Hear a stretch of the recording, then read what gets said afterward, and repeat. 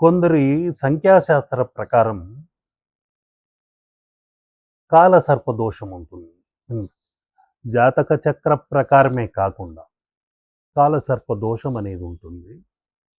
వారు ఈ కాలసర్ప నివారణ కోసం, ఆ దోష నివారణ కోసం ఏ కాళహస్తికో వెళ్ళటము, ఏ కుక్కే సుబ్రహ్మణ్య స్వామి టెంపుల్‌కి వెళ్ళటము, ఇలా త్రయంబకేశ్వరము, ఇలా రకరకాల ఆలయాల్లో శాంతులు కూడా చేయించుకుంటుంటారు. కానీ స్వామి ఎన్నో ఆటంకాలు అవుతున్నాయి. వివాహం కావటం లేదు, పిల్లలు పుట్టడం ఆలస్యం అవుతుంది, ఎంత సంపాదించినా మిగలటం లేదు. ఇలా ఉద్యోగంలో ఆటంకాలు, వ్యాపారంలో ఆటంకాలు, ఇలా రకరకాల సందేహాలతో వస్తుంటారు. కాలసర్ప దోషము అంటే గ్రహములన్నీ రాహు కేతువుల మధ్య బంధించబడటమే కాలసర్ప దోషం. దానిలో అనేక కాలసర్ప దోషాలు ఉన్నాయి. అవన్నీ వివరంగా మరొక కార్యక్రమంలో తెలుసుకుందాం. కానీ కాలసర్ప దోషం ఉంటే అతి సునాయాసంగా ఉన్న చిత్ర చిదంబర రహస్యం ఒకటి ఉంది. అది ఈరోజు మీకు తెలియచేయాలి. ఆ కాలసర్ప దోషం తొలగాలంటే నేను ముఖ్యంగా ఒక కుబేర చిత్రాన్ని ఇస్తుంటాను. ఇంకొక చిత్రం కుమారస్వామిని ఇస్తుంటాను. ఈ కుమార, కుబేర అనే చిత్రాలనే ఎందుకు ఇవ్వాలయ్యా? దానిలో ఉన్న రహస్యం ఏమిటి అని ఆరా తీస్తే మీకు సునాయాసంగా, సులభంగా అర్థమయ్యేలాగా చెప్పాలి. ఆ కుబేరుడి చేతిలో ఏముంటుందయ్యా అంటే ధన పాత్ర కాదు, పెంపుడు జంతువు అయిన ముంగీస ఉంటుంది. ఆ ముంగీస సర్ప దోషాల్ని ఖండించేదే. ఆయన నవనిధులకు అధిపతి. ఎక్కడైతే నిధులు ఉంటాయో అక్కడల్లా పెంపుడు జంతువైన ముంగీసను పంపి, ఆ నాగములను పక్కకు పంపి, ఆ నిధులను కైవసం చేసే అత్యద్భుతమైన శక్తి ఆ ముంగీసలోనే ఉంది. అందుకనే ముంగీస ముద్రగా ఇలా చేయాలి. ధనాన్ని ఇలా లెక్కిస్తున్నట్టు ఈ ముంగీస ముద్ర మీరు చేయాలి. ఇదే ముంగీస ముద్ర. ఆ నకులీ ముద్ర చేసేటప్పుడు నాకు మంచి ధన ప్రాప్తి కలుగుతుంది అంటూ ఇలా 3 వేళ్లతో నోట్లను లెక్కిస్తున్నట్టు చేయండి. తప్పకుండా ఫలితం మీకు ధనాకర్షణ పెరుగుతుంది. ఆ నకులీ ముద్ర వలన మీలో ఉన్న మీ వెన్నుపామును అంటుకుని వస్తున్న పాము అనే పాపము దగ్ధమైపోతుంది. ఆ సర్పదోషము తొలగిపోతుంది. ఇది బుధవారం రోజున చెయ్యాలి. ఓం విట్టేశ్వరాయ నమః, ఓం వైశ్రవణాయ నమః, ఓం బ్రాహ్మబుధాయ నమః అని 3 మంత్రాలు పఠించాలి.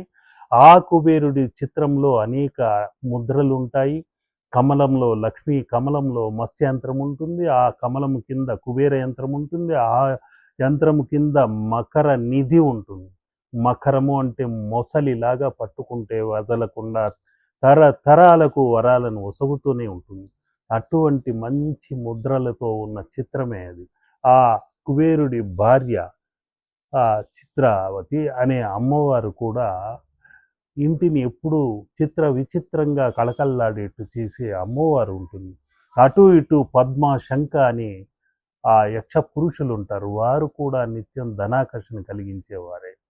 కాబట్టి ఆ త్రిమధురము అనే పాలు, తేనె, చెరుకు రసము మూడింటిని వారి ముందు పెట్టి ఆ త్రిమధురమును స్వీకరిస్తున్నప్పుడు మీరు సంకల్ప బలం మీరు గనుక చేసుకుంటే, ఈ మధురం ఎలా ఉందో నా జీవితమంతా మధురంగా గడుస్తుంది అని కోరుకుంటూ, ఆ మధురము వలన నాకు చిత్తాకర్షణ, శరీరాకర్షణ, నేత్రాకర్షణ, జనాకర్షణ, ధనాకర్షణ ఈ ఐదింటిని నేను పొందుతున్నాను అని సంకల్పం చేసుకుంటే తప్పకుండా సర్పదోషములన్నీ పటాపంచలై ఆ ధనాకర్షణ శక్తి, జనాకర్షణ శక్తి, చిత్తాకర్షణ పెరిగి, ఆ జనాకర్షణ పెరిగి, మీ చుట్టూ ఆకర్షణ శక్తులన్నీ పెరిగి, మీరు అనుకున్నవన్నీ సాధించడానికి ఆస్కారం కలుగుతుంది.